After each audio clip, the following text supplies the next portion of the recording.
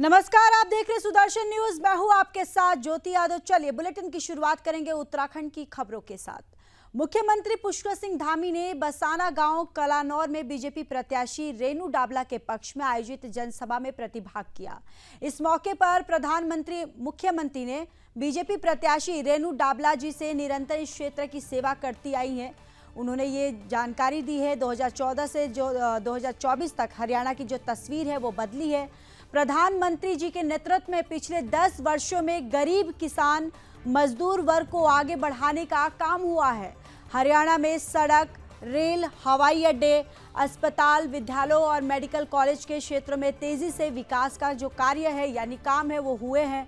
मुख्यमंत्री ने कहा कि हरियाणा के प्रत्येक घर में शुद्ध पेयजल पहुंचाया जा रहा है। 24 लाख गरीब परिवारों को मुफ्त में गैस कनेक्शन दिए गए और प्रदेश के 1.50 लाख युवाओं को सरकारी नौकरी दी गई है। 5.50 लाख विद्यार्थियों को निःशुल्क टैबलेट देने का कार्य किया गया है, जिससे बड़ा बदलाव हरियाणा में आया है।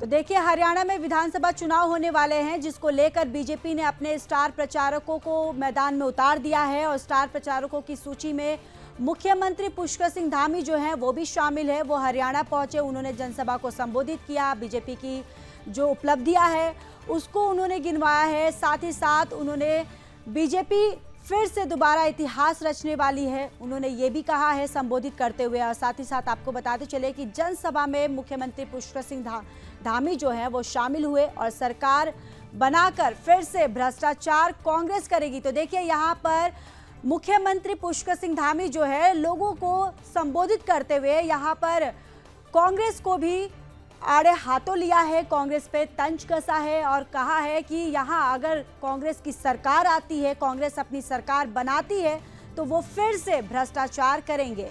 उन्होंने अपने बीजेपी की उपलब्धियों को भी गिनाया। साथ ही साथ उन्होंने कहा है कि पीएम के नेतृत्व में हरियाणा में एक बड़ा बदलाव जो है आया है और एक हरियाणा में एक बड़ा बदलाव देखने को मिला है।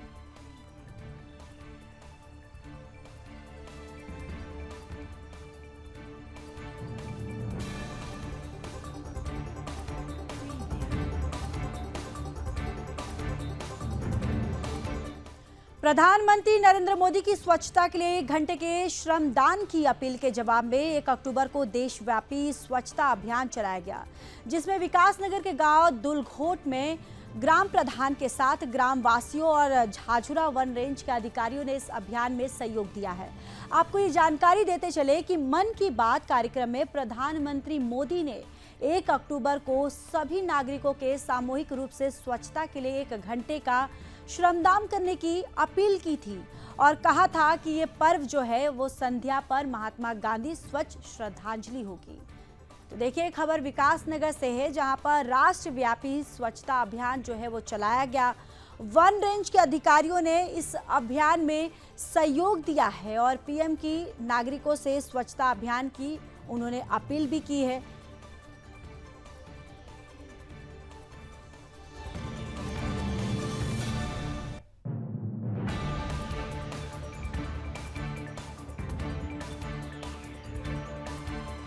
महात्मा गांधी जी ने इसमें हमें स्वच्छता का संदेश दिया था, शिक्षा प्रदान की थी। उसी विषय को लेकर आज एक कदम स्वच्छता की ओर बढ़ाते हुए ग्राम पंचायत धुलकोट में वन विभाग वालों के साथ आज स्वच्छता अभियान का कार्यक्रम हो रहा है।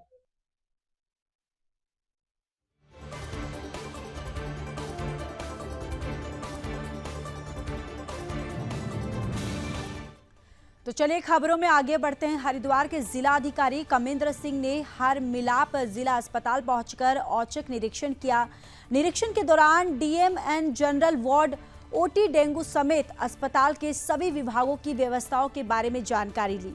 डीएम के निरीक्षण में जिला अस्पताल में मरीजों को दी जा रही सुविधाएं ठीक पाई हैं और डीएम ने कहा कि हर मिलाप जिला चिकित्सालय हरिद्वार का आज निरीक्षण किया गया है। सभी वार्डों और ओपीडी सहित स्टाफ के बारे में जानकारी ली गई है। अस्पताल में बिल्डिंग काफ़ी जर्जर हालत में है, जो कि निष्क्रिय योजना होने की प्रक्रिया में है और इसको नए बने महिला जिला चिकित्सालय में 200 बेड की बिल्डिंग में शिफ्ट करने के लिए जल्द ही प्रयास किए जाएंगे। शौचालय की साफ सफाई में कमी मिली है और काउंटर पर ऑनलाइन पेमेंट नहीं हो रही है। इसके जल्द ही व्यवस्था कराए जाने के आदेश दिए हैं और जिससे कि आम पब्लिक को कोई सुविधा ना हो। तो देखिए, जिलाधिकारी ने अस्पताल का यहाँ औचक निरीक्षण किया है और निरीक्षण के दौरान मरीजों को दी गई सुविधाएं ठीक है।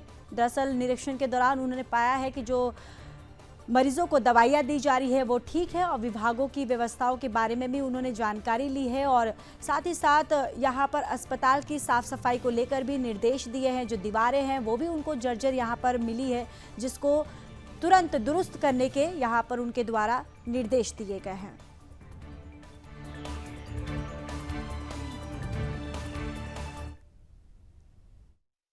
देखिए, आज हरमिलाप जिला चिकित्सालय का निरीक्षण किया गया है और निरीक्षण के दौरान इनके जो विभिन्न वार्ड्स हैं और स्पेशली जो डेस्टिट्यूट्स वार्ड्स हैं और जो डेंगू वार्ड है उन सब का निरीक्षण किया गया है। इनके स्टॉक का निरीक्षण किया गया है, साफ़ सफाई का निरीक्षण किया गया है, जो इनका ब्लड लेने की स्थिति है और जो लगा रखे हैं इन्होंने सिस्टम, उनके निरीक्षण किया गया है। इनकी ओटी का निरीक्षण किया गया है। तो बेसिकली ये बिल्डिंग बहुत ही जर्जर है और निष्प्रयोज्य घोषित होने की प्रक्रिया में है।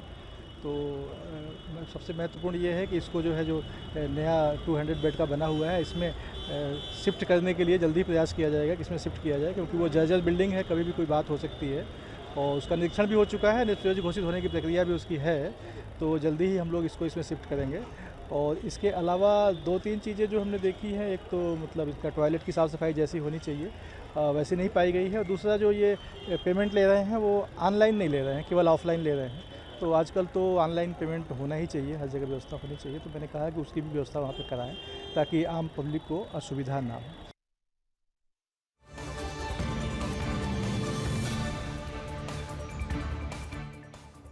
चलिए खबरों में आगे बढ़ते हैं। पहाड़ों की रानी मसूरी में अंतर्राष्ट्रीय वरिष्ठ नागरिक दिवस पर मसूरी में ऑल मसूरी वरिष्ठ नागरिक कल्याण समिति ने छात्रों के सहयोग से रैली निकाली है, जिसमें वरिष्ठ नागरिकों के साथ ही मसूरी सनातन धर्म और इंटर कॉलेज और मसूरी गर्ल्स इंटर कॉलेज के छात्रों ने मसूरी तिलक मेमोरियल लाइब्रेरी, कुल्डी से मल रोड और इंद्रमणि बडौनी चौक शहीद स्थल होते हुए गांधी चौक तक रैली निकाली। इस दौरान समाज में वरिष्ठ नागरिकों का सम्मान करने और उनके अनुभवों को लाभ उठाने का आह्वान किया गया। मौके पर मसूरी वरिष्ठ नागरिक कल्याण समिति के महामंत्री नरेंद्र साहनी और रिटायर IAS ASL कुल्लर ने कहा कि भारतीय संस्कृति में वरिष्ठ नागरिकों को बहुत सम्मान दिया गया है। आज भी जो लोग संस्कारी हैं वो अपने बुजुर्गों का सम्मान करते हैं। वरिष्ठ नागरिक हमारी धरोहर हैं, उनका सम्मान करना प्रत्येक परिवार और शहरवासी का कर्तव्य है।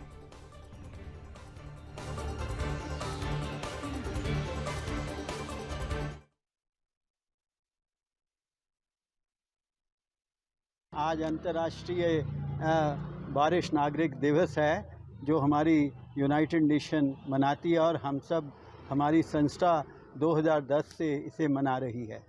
और हमारा उद्देश्य है कि हमारे भाई बहन मसूरी के जितने भी नागरिक हैं, बच्चे हैं, उनको ये एहसास दिलवाना है कि वरिष्ठ नागरिक भी समाज की सेवा कर रहे हैं, समाज को ऊपर ले जाने में, उसको अच्छा बनाने में मदद कर रहे हैं। आपको मालूम ही है कि हमारे 8 चैरिटेबल प्रोजेक्ट हैं और हमारा चैरिटेबल पब्लिक ट्रस्ट है, जो हमेशा ही हमारे गांव के जो नज़दीक के भाई बहन हैं, हमारे मसूरी के जो हमारे वरिष्ठ नागरिक हैं और दूसरे नौजवान हैं, उन सबको हम हमेशा उनकी सेवा में तैयार रहते हैं। हमें कुछ बताइए, हम क्या कर सकते हैं उनके लिए। हमारी संस्था, हमारा ट्रस्ट हमेशा ये अवसर ढूंढता रहता है कैसे हम अपने मसूरी के भाई बहनों की सेवा कर सकें। 1 अक्टूबर 1990 में ये डिसाइड किया गया। जो हमारी UNO है, उन्होंने 15 दिसंबर 1990 में डिसाइड किया कि 1 अक्टूबर को वृद्ध दिवस के रूप में मनाया जाएगा, वरिष्ठों के लिए मनाया जाएगा, सीनियर सिटीजन के लिए। इसका मुख्य उद्देश्य था जो उन्होंने अपने जीवन भर कार्य किए उसके लिए उन्हें सम्मान देना और उनका आदर करना, और उनके जो ज़िंदगी भर के एक्सपीरियंसेस हैं उनसे फ़ायदा उठाना। एक तो ये था, साथ ही ये था कि वृद्धों की हम किस तरह से सहायता करके उनके जीवन स्तर को ऊंचा उठा सकते हैं, उनके जो आने वाली समस्याएं हैं उनका हम किस तरह से निवारण कर सकते हैं।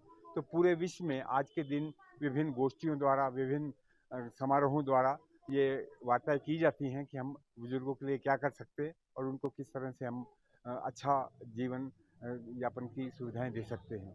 भारतवर्ष में क्योंकि हमारा अभी ऐसा देश है कि जहां भारत सरकार बहुत अधिक नहीं कुछ कर पा रही है वृद्धों के लिए, तो हम चाहते हैं हमारे जो युवा हैं इनको साथ जोड़ें और इनको जागरूक करें कि अपने वृद्धों के जो एक्सपीरियंसेस हैं, जो उनके अनुभव हैं, उसका लाभ उठाएं और ज़िंदगी में आगे बढ़ने में उनको सहायता करें। तो चलिए खबरों में अब बात कर लेते हैं लालकुआ की, जहां लालकुआ से एक हैरान कर देने वाली खबर सामने आई है। यहां पर एक शख्स ने चुन्नी से गला घोंटकर अपनी पत्नी की हत्या कर दी है। मिली जानकारी के मुताबिक आरोपी युवक का सोमवार देर रात अपनी पत्नी का किसी बात को लेकर विवाद हो गया था और गुस्से में आकर आरोपी ने चुन्नी से अपनी पत्नी का गला घोंट दिया, जिससे उसकी जो पत्नी है वो मौके पर ही मौत हो गई। और सूचना मिलने पर पुलिस क्षेत्राधिकारी नितिन लोहानी, कोतवाल डीआर वर्मा समेत फॉरेंसिक टीम ने मौके पर पहुंचकर हत्याकांड की जांच शुरू कर दी है। आपको ये भी बताते चले कि आरोपी का पहली पत्नी से तलाक के बाद 2 साल पहले ही मृतिका से दूसरा विवाह हुआ था। वहीं मृतिका के पहले पति का भी निधन हो चुका था। वहीं महिला की मौत से परिजनों में कोहराम मच गया है। तो देखिए लालकुआ से ये सनसनीखेज मामला जो है ये सामने आया है। पति ने अपनी ही पत्नी की गला घोंटकर, चुन्नी से गला घोंटकर उसकी हत्या कर दी है। आरोपी की ये जो मृतिका थी ये दूसरी पत्नी थी। उसका जो ये दूसरी पत्नी थी उसका जो पहला पति था उसका निधन हो चुका है और मृतका के पति का भी निधन के बाद ये दूसरी शादी हुई थी। अब इस पूरे मामले पर पुलिस जो है वो जांच पड़ताल में जुट चुकी है।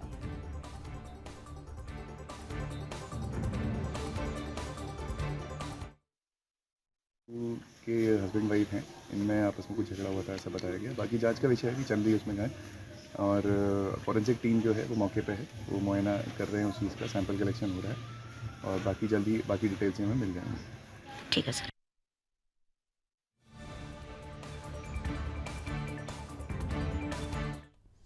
एसएसपी देहरादून अजय सिंह विकासनगर पहुंचे, जहां उन्होंने कोतवाली का निरीक्षण कर कोतवाली और आसपास के थाना चौकी में लंबित आपराधिक मामलों के बारे में जानकारी ली। और आपको ये भी बताते चले कि इस दौरान एसएसपी देहरादून अजय सिंह ने एक पत्रकार वार्ता को भी संबोधित किया, जहां उन्होंने पत्रकारों के सवाल पर कहा कि देहरादून पुलिस आपराधिक वारदातों के साथ होटल और स्पा सेंटर की आड़ में होने वाले अनैतिक देह व्यापार के खिलाफ लगातार अभियान चला रही है। साथ ही कहा कि गेस्ट हाउस और रिसोर्ट के मामलों में प्रशासन के सहयोग से अभियान शुरू किया गया। साथ ही उन्होंने क्षेत्र में बढ़ते नशे और अतिक्रमण के खिलाफ स्थानीय लोगों को भी सहयोग करने को कहा है।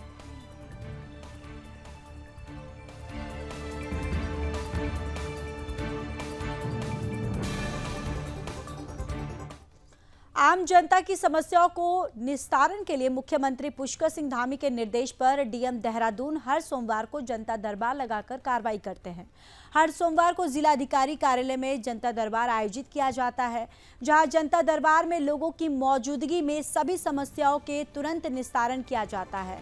सोमवार को डीएम की जनता दरबार में 130 से ज्यादा शिकायतें प्राप्त हुई हैं, जहां देहरादून के डीएम सवीन बंसल ने बताया कि ज्यादातर शिकायतें भूमि विवाद और सुदूरवर्ती क्षेत्रों में बिजली कनेक्टिविटी और बसों के संचालन सहित और अन्य घरेलू विवाद में जुड़ी हुई सामने आई है। इस दौरान ज्यादातर शिकायतों का निस्तारण जिलाधिकारी ने मौके पर ही किया है, लेकिन कई ऐसी शिकायतें भी मिली हैं जिनके निस्तारण के लिए संबंधित अधिकारियों को दिशा निर्देश दिए गए। डीएम ने अधिकारियों को निर्देश दिए कि सभी मामलों पर गंभीरता से कार्रवाई करते हुए आम जनता को राहत दी जाए।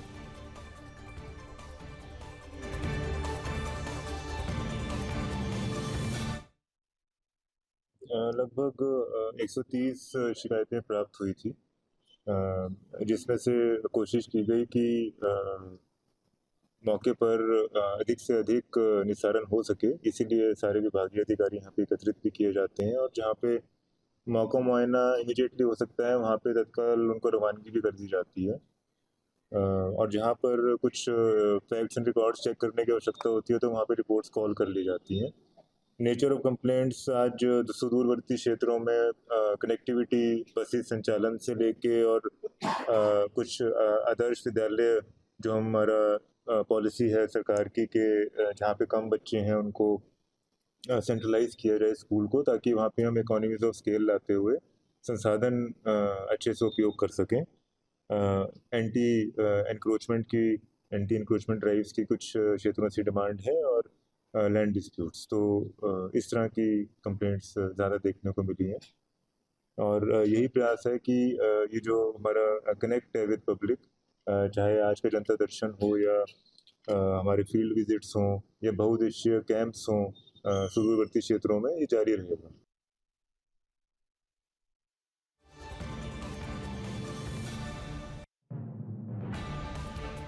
शहर में सिंगल यूज प्लास्टिक के इस्तेमाल को बंद करने और इसके इस्तेमाल की लगातार आ रही शिकायतों को देखते हुए नगर निगम देहरादून ने इस पर कार्रवाई करनी शुरू कर दी है। इस मामले की जानकारी देते हुए नगर आयुक्त गौरव कुमार ने कहा कि सिंगल यूज प्लास्टिक को लेकर जो अभियान चलाया गया उसमें 1 लाख का चालान करने के साथ ही पॉलीथीन को भी जब्त किया गया है। उन्होंने बताया कि नगर निगम का स्वास्थ्य विभाग और सैनिटरी इंस्पेक्टर लगातार कार्रवाई को अंजाम दे रहे हैं। साथ ही साथ शिकायतों के आधार पर भी चालान के साथ साथ जब्ती की जो कार्रवाई है वो की जा रही है। तो सिंगल यूज प्लास्टिक को लेकर प्रशासन जो है, उत्तराखंड प्रशासन जो है वो पूरी तरह से यहाँ एक्शन मोड में है और प्रशासन यहाँ पर कार्रवाई कर रही है। सिंगल यूज प्लास्टिक को लेकर लगातार शिकायतें आ रही हैं, जहां देहरादून में लगातार सिंगल यूज प्लास्टिक जो है वो यूज हो रही है, जिसको लेकर अब प्रशासन जो है वो पूरी तरह से अलर्ट मोड पे है और कार्रवाई कर रही है।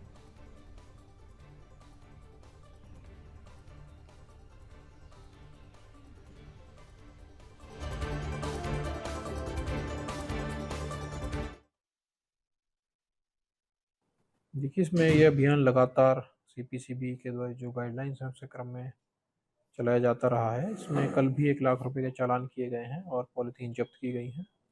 हमारा स्वास्थ्य विभाग और हमारे सैनिटरी इंस्पेक्टर लगातार शिकायतों के आधार पर और इसके अलावा रैंडम चेकिंग के आधार पर भी इसमें कार्रवाई कर रहे हैं। देखिए, इसमें निगम के स्तर से जो कार्रवाई की जाती है वो हमारे मेनली जो यहाँ पर हमारे रिटेलर्स के द्वारा पॉलीथीन यूज़ की जाती है, निगम क्षेत्र में कहीं स्टोरेज किया जाता है, उसमें कार्रवाई की जाती है। आजकल ऐसी टेंडेंसी भी देखने में आ रही है कि जो डिस्ट्रीब्यूटर हैं उनके द्वारा ग्रामीण क्षेत्रों में स्टोरेज प्रारंभ कर दी गई है। तो उसमें भी जो हमको सूचना प्राप्त होती है उसमें हम तक संबंधित अथॉरिटीज़ के साथ उसको शेयर करते हैं और वहाँ भी कार्रवाई करने का।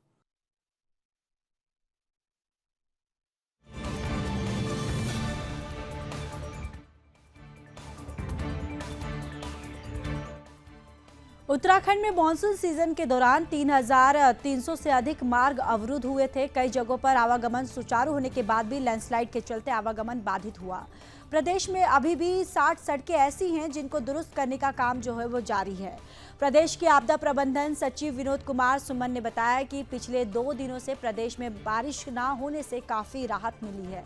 फिलहाल अवरुद्ध मार्गों को खोलने का काम जारी है और अगले 2 से 3 दिनों के दौरान काफ़ी संख्या में बंद सड़कों को खोदकर सुचारू किया जाएगा। आपको ये भी बताते चले कि मुख्यमंत्री पुष्कर सिंह धामी के निर्देश पर आपदा प्रबंधन सचिव लगातार सभी जिलों के प्रशासनिक अधिकारियों और पीडब्ल्यूडी अभियंताओं के साथ वीडियो कॉन्फ्रेंसिंग के जरिए बंद सड़कों की समीक्षा कर रहे हैं।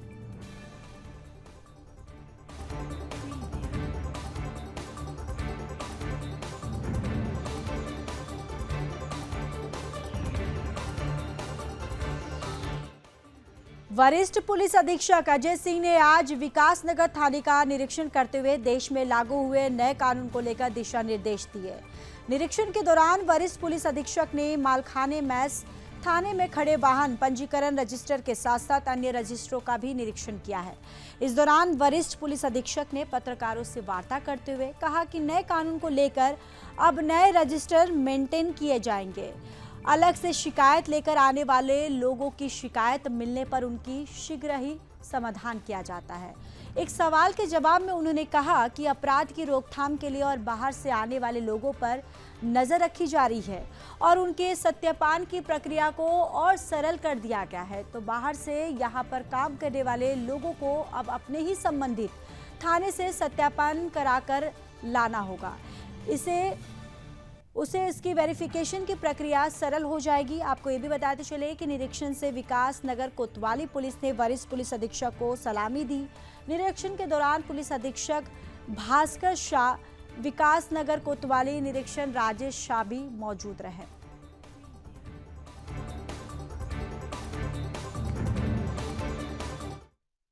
थाने का जो वार्षिक निरीक्षण है वो एक बार मैंडेटरी भी रहता है। उस कारण से यहाँ पर आने का पर्पज़ था कि थाने का निरीक्षण हो जाए। जो यहाँ के नया कानून आने के बाद जो हमारे नए नए रजिस्टर बनने हैं, जो दस्तावेज बनने हैं, जो उनका रिकॉर्ड रखना है, उनको चेक कर लिया जाए, क्योंकि नया कानून भी हमारा लागू हो चुका है। इसके साथ ही साथ जो थाने के और जो हमारा मालखाना हो चाहे अन्य जो रिकॉर्ड्स हैं, उसको भी एक बार चेक करना आवश्यक था और उसी सब कुछ देखा गया। और रिकॉर्ड्स वगैरह नए कानून के हिसाब से रजिस्टर वगैरह सब कुछ बन चुके हैं और लगातार देखा मैंने कि अपडेट भी हो रहा है। बाकी जो हमारे हिस्ट्री सीटर नए 17 अभी हमने बनाए थे, जो NDPS में लिप्त थे, उनकी जानकारी कहाँ पर है, क्या कर रहे हैं। जो हमारे पुराने माल, जैसे देखा मैंने पीछे काफ़ी सारी गाड़ियाँ लावारिस में खड़ी हैं, जिस तरह की नीलामी होनी, करीब 17 गाड़ियाँ वो भी थी, उनके बारे में।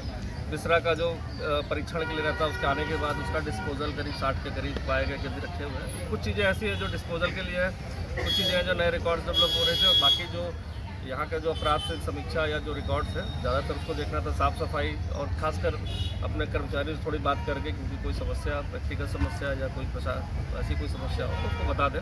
इस संबंध में निरीक्षण रखा गया था और जो काफ़ी अच्छा रहा और संतोषजनक भी है।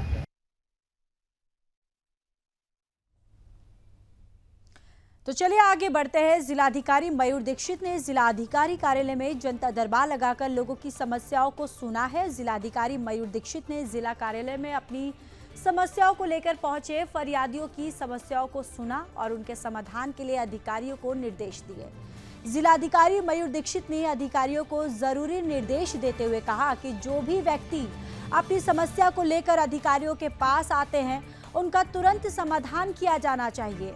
साथ ही जो जनहित से जुड़ी समस्या है, उन पर ध्यान देना चाहिए। तो जिलाधिकारी का जनता दरबार उन्होंने लगाया है, जहां पर लोगों की समस्याएं सुनी हैं और जिलाधिकारी ने लोगों की समस्याओं को, उनका समाधान जल्द से जल्द किया जाए, इसके दिशा निर्देश दिए और लोगों की समस्याओं पर तुरंत ध्यान दिया जाए, ये भी उनके द्वारा निर्देश दिया गया।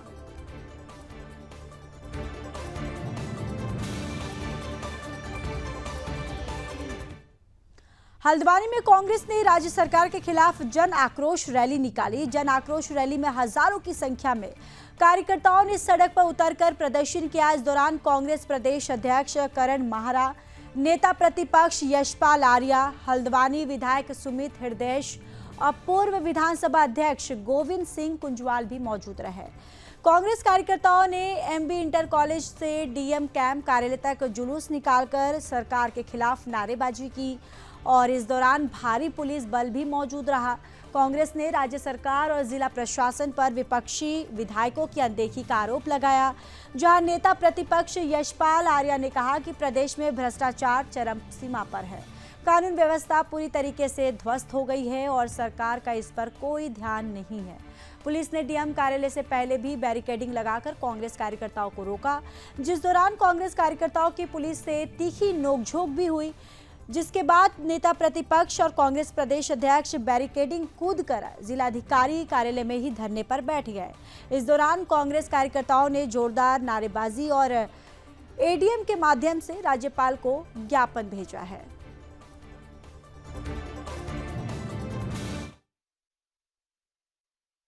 लगातार शासन निरंकुश हो गया है, महिला अपराध बढ़ रहे हैं, पुलिस और प्रशासन लगातार विपक्ष।